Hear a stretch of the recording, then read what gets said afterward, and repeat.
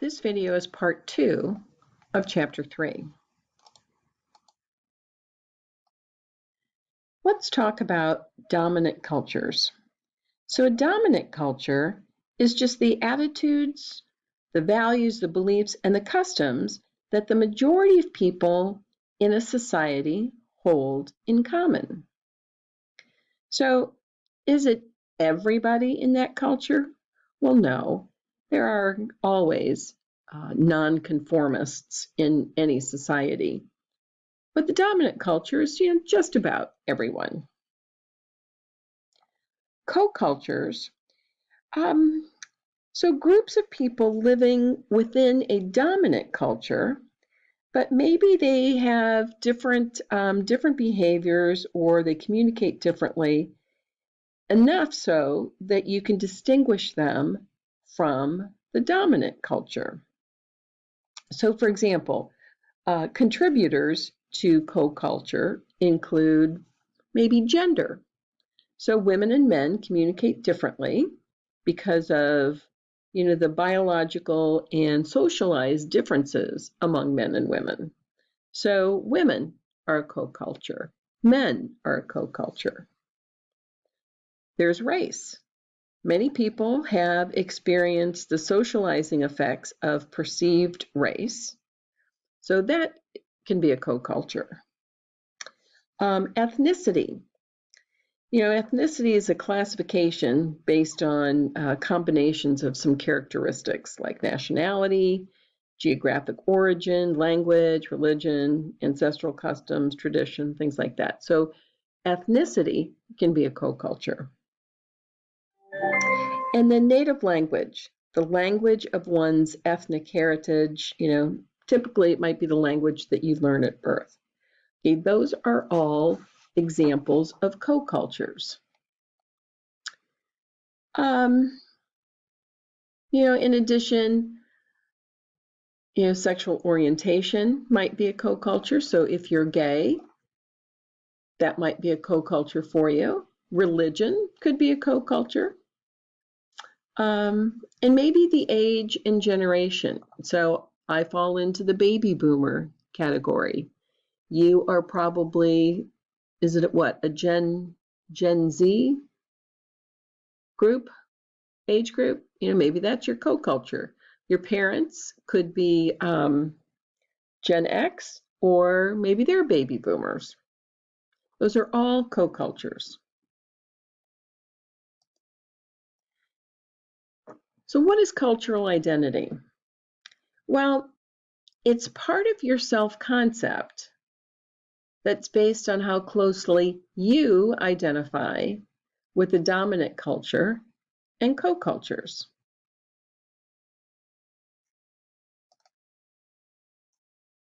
So just to understand how they relate. So in the US, you might belong to a dominant culture.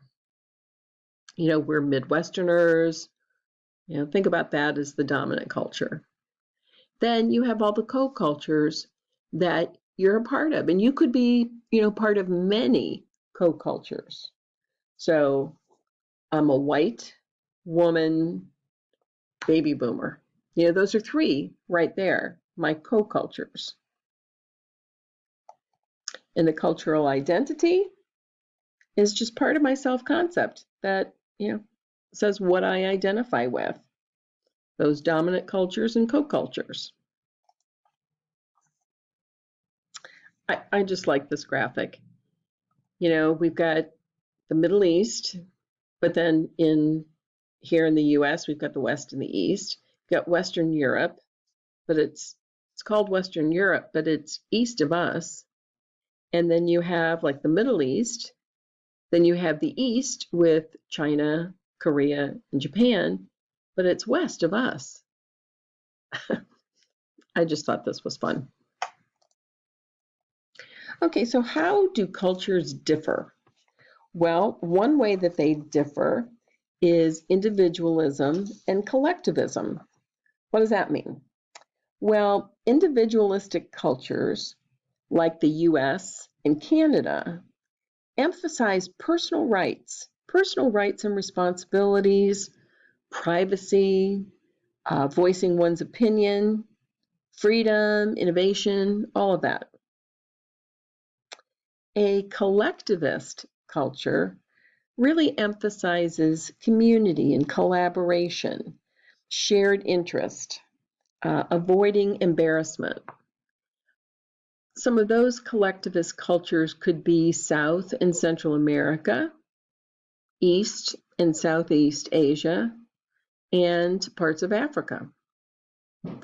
Now, the concepts of individualism and collectivism influence just a number of aspects of communication. So our self-concept formation in the US stresses individual success in individualistic cultures versus a group success in collectivist cultures. Individualism values assertiveness in conflict. So not aggression, but being assertive in conflict. While collectivism values collaboration or avoiding any kind of conflict.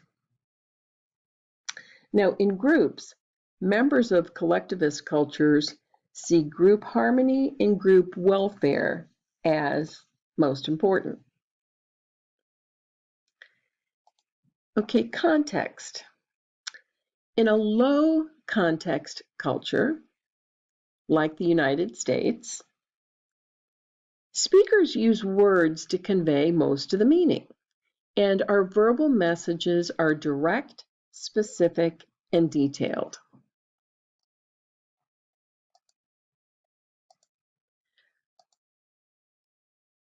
Explicit, simple, and clear in a low context culture.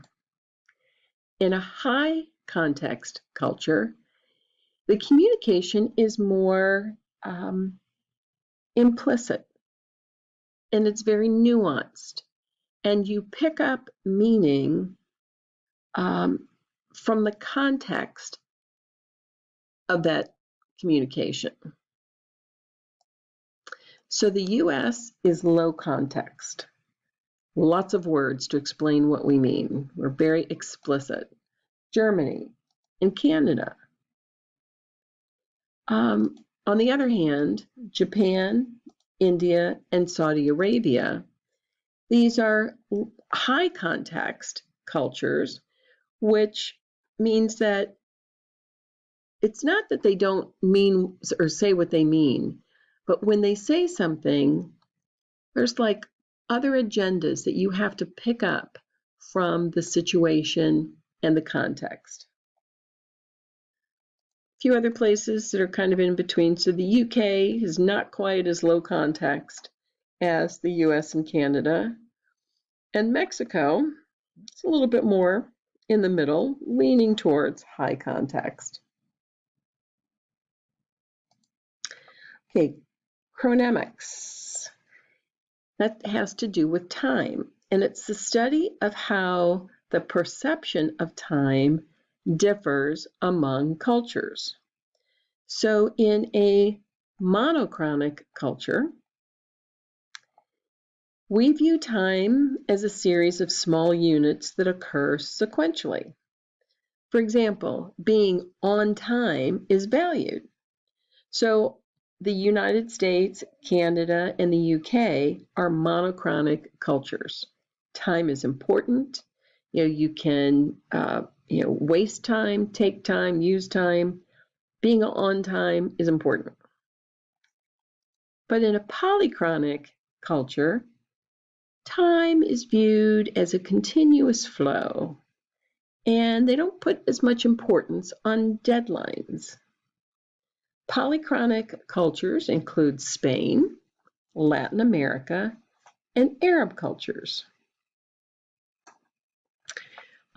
I recently took a trip and I was in the Virgin Islands, and we referred to that as island time because they weren't, if you had an 8 o'clock reservation, that was just kind of a general suggestion.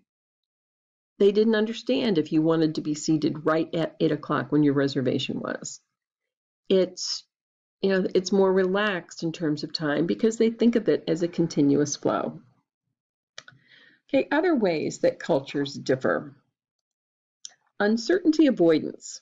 This is how members feel about and deal with unpredictable people, relationships, and events. So low uncertainty avoidance cultures are characterized by tolerating unpredictable events. So in the United States and Sweden, okay, low uncertainty. If it's unpredictable, we're okay with that. High uncertainty avoidance cultures, on the other hand, really have a strong need to control. They don't like unpredictable people or events, and they have a low tolerance for uncertainty and will avoid unfamiliar situations. Examples of countries that have that kind of a culture are Germany and Peru. Power distance. This is really about how accepting a particular culture is of wide differences in power. So high power distance is the cultural belief that inequalities in power, status, and rank are natural, and that those differences should be acknowledged and emphasized. You see this in the Middle East and Venezuela.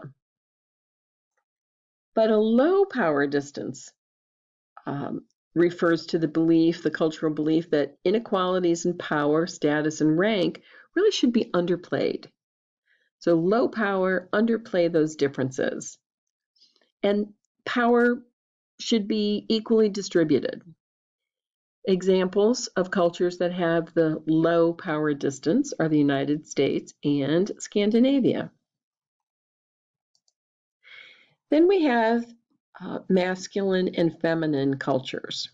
So a masculine culture is one in which people are expected to adhere to traditional sexual roles. For example, men are assertive and dominant, and women are nurturing and caring. So you see this masculine culture. I think the U.S. is changing, but it's still, I would say, a masculine culture. You also see that in Mexico and Italy. In a feminine culture, that's a culture in which people are expected to assume a variety of roles based on the circumstances and their choices. So people do a lot of different things regardless of their sex. For example, in Norway, Sweden, and Denmark, both men and women can be nurturing and caring. Okay, and finally, we have long and short-term orientation. Short-term oriented cultures tend to value static rewards in the here and now and emphasize quick results. So short-term, let's get it done now, let's do it quickly. Cultures that have this, a short-term orientation, are the United States, Canada, and Russia. But a long-term oriented culture really emphasizes potential future rewards that will be realized eventually after slow and steady perseverance towards a community goal. Examples of long-term oriented cultures are China and Japan. Okay, this concludes part 2 of chapter 3.